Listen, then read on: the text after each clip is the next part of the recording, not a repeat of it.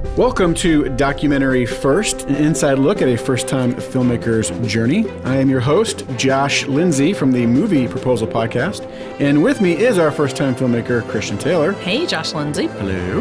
And sitting next to Christian is our trusty-dusty research extraordinaire, button-pushing guy, craft services extraordinaire, Jason Rugg. Hey there. So, hey, Jason.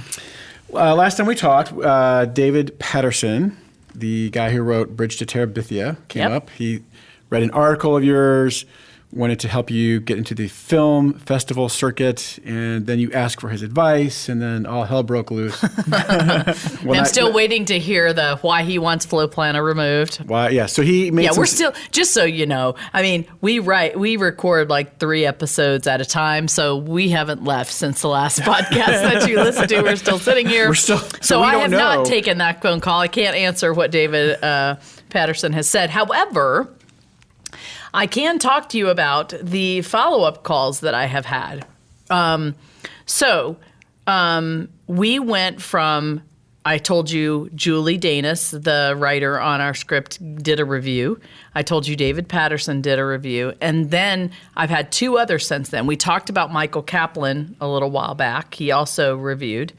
And now we're at Nicole Bernardi-Reyes. And she was the one who watched it. Is so, told me how proud she is of me. She's watched the process from the beginning. She was super encouraging and so gentle and tender with how she was like giving us notes and comments and things like that. And just so incredibly kind. And yet I got off the phone call with her just wanting to go and bury my head in a pillow and think, I'm never going to do this again. Especially because she went for the very first thing she said was a dagger in the heart, which was, let's talk about the VO. Oh, very personal. Very personal. What'd she say? Well, she said that it's all kind of one note. That was one comment. Everything's kind of one note.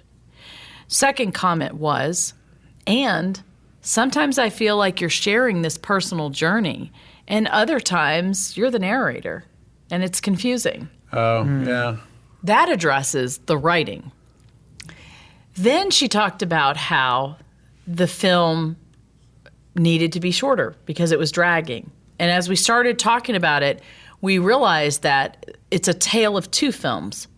In the first half, there is a great pacing. It moves along very quickly. It's very interesting and fascinating. The second half comes along, and it takes a lot for stories to develop. It's slower. It's a lot more complicated to understand, and people start to feel like it's long. Now, I think in listening to her comments, what's hard to parse out is, well, what's the reason for that? Well, it's easy to think it's just the editing. Let's edit some things out. Like the easiest thing to do is say, let's take out a minute here and take out a minute there. But we had been doing that, and we had gotten it as tight as we thought we could get it. So then the next thing you have to look at, she also made a comment that the score was kind of one note and seemed the same throughout the film except for a few places. What she didn't know was that we haven't had it rescored since, I'm thinking, when did we have it rescored? We had it rescored back in August or September, something like that, I think. So since then, all the edits that we've done, Bill is just kind of faking the score. He's just reusing whatever, and that's not Bill's job. He's just an editor. So he does as good as he could, and it really was just so we get to the next screening, right? So we know that the score is not really placed where it should be, but she was saying it's kind of one note. It feels a little overscored. and it's kind of plodding in some places. So then we're like, gosh, now we have to look at the VO. Now we have to look at the score. And she was asking for more archival images and video. One rule of thumb is if things are moving too slowly, particularly in interviews, you begin adding more images for people to look at, and it doesn't seem as long. Sure. Right. So at that point, we were like, that's why when I went to bed and I was like, oh my gosh, I have to start all over.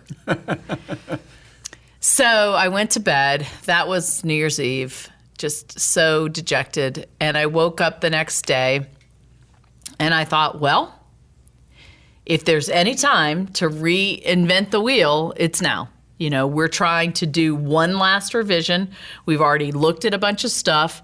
We've had professionals who know what they're talking about point out some of our weaknesses. Let's just dig in and do it. And the great thing is Bill always says this to me, and if you're an editor, it's so helpful. Please just like put this on repeat when you're working with a director. It's okay. We can restore whatever we do. We have all the last versions of everything. You're not going to lose anything. We can make this edit and bring it back if we don't like it. You know, it's easy to think of that when you're writing a piece of paper and you delete something and you can add it back. When you are working in film, you just don't readily think you can just have it right back, but you can. Just undo. Yeah, you just undo. So then we're like, okay, well, we've got what we have done. Now let's go in and see if we can apply these changes and if it will make a difference. And it has been brutal. And I realized that the one thing that was problematic for me and what I was most resistant to, when she started talking about the VO, and we had to come to grips with that it wasn't necessarily my narration as a VO artist. It was more the voice I was talking in, or the speed at which I was talking in, or the music that was supporting it. And so she made a comment about how sometimes they were on this journey with me, and I was passionate and excited about things and interested in things. But then other times I was just telling history things or just being a narrator. And that did not work for her. So Bill and I have just spent, since this morning at 9:30, reviewing changes that I made last night, taking the entire script and deleting or rewriting anything in passive narrator voice and putting everything in first person. Wow. So in doing, and it really is a total rewriting of the film. Yeah. Because what happened was in the film, we started on a personal journey of discovery with me. For the second act, I went away and we're just listening to French stories. Third act, I come back in, but it's all narrator voice. It's all talking about history of Normandy and what happened. Then I come back in, a little ways into the fourth act, and I'm back to what I learned or what I saw. So we had to critically look at all of those different places. In doing that, we saw weaknesses in the script. That led us to delete 2 sacred cows that we have been refusing to get rid of in our edit. And it wasn't Flo Plana. But he's coming, though, right? I will go to my grave with Flo Plana in this film. Flo Plana, what we did decide, regardless of what David said, is that Flo Plana is the poster boy for what I am talking about.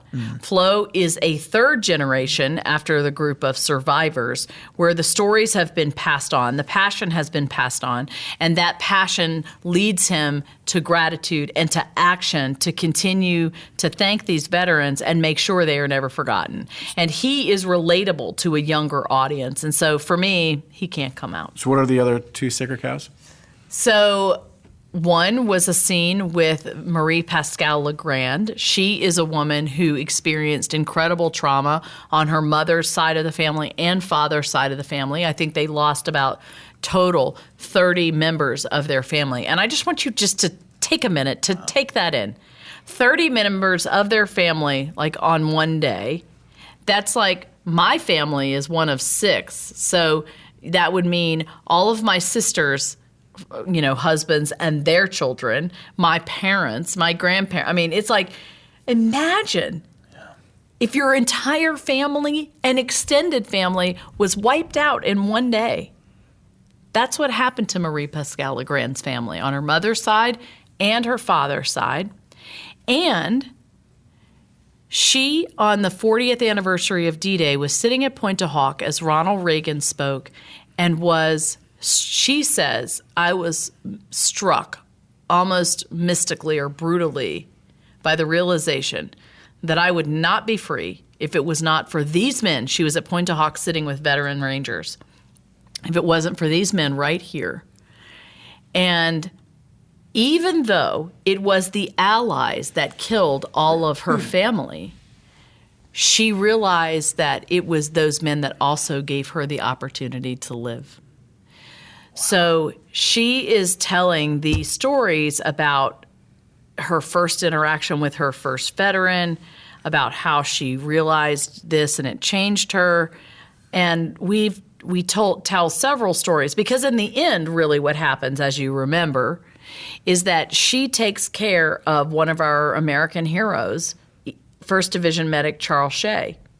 So she has now spent her life caring for these American veterans, not just giving them things, not just writing them cards, but right now she has taken in a veteran that was neglected in the United States, didn't have medical care and was lonely. He's living in her house. She's taking care of him every day, and she's given him new life.